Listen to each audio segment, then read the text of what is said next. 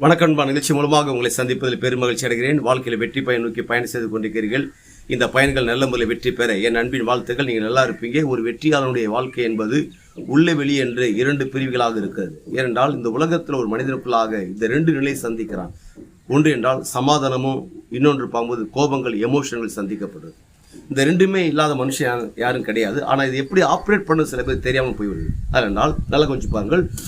உங்கள் வாழ்க்கையில் நடக்கிற எல்லா விதமான தோல்விகள், சில ப்ராப்ளங்கள், பிரச்சனைகள் எல்லாம் இந்த உலகத்தில் இருக்க செய்யும். ஏன்னா இந்த பூமியில் வாழ்றதுனால அப்படி அதனால் வர்றதுனால இந்த எமோஷன், கோபங்கள், ஆத்திரங்கள், எரிச்சல்கள் எல்லாம் வெளியே காட்டக்கூடாது. 4 சுவத்துக்குள்ளாக நீங்கள் காட்டுங்கள்.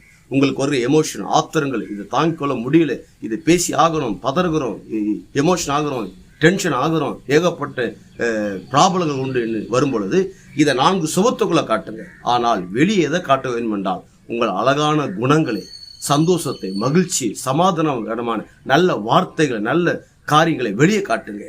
அதனால கோபங்கள், பிரச்சனைகள், எமோஷன் வருது, 4 சுவத்துக்குள்ள காட்டிட்டு உங்களை நல்ல குணங்களை வெளியே காட்டுங்க. ஏன்னா அந்த நல்ல குணங்களை வெளியே காட்டும் போது மனிதர்கள் வெளியே இருக்கிறார்கள்.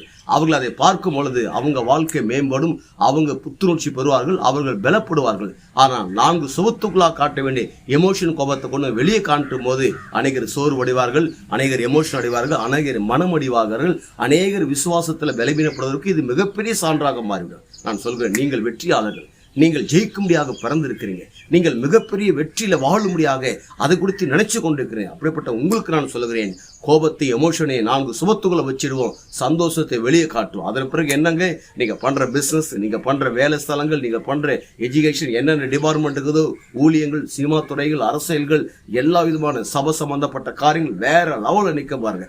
அந்த வேற லெவலில் நிற்கும் போது எப்படி தெரியுமா ரிசல்ட் இருக்கும்? ஒட்டுமொத்த உலக நாடுகளுக்கு நாம் ஆண்ட இயேசு கிறிஸ்து உங்களை கடன் கொடுக்கும்படியாக வைக்கிறார். நீங்கள் வற்றாத நீரூற்றை போல் இருப்பாய் என்று சொல்லி உங்களிருந்து விடைபெறுகிறேன். உங்க நண்பன் ரவி, பெரியபாளையம்.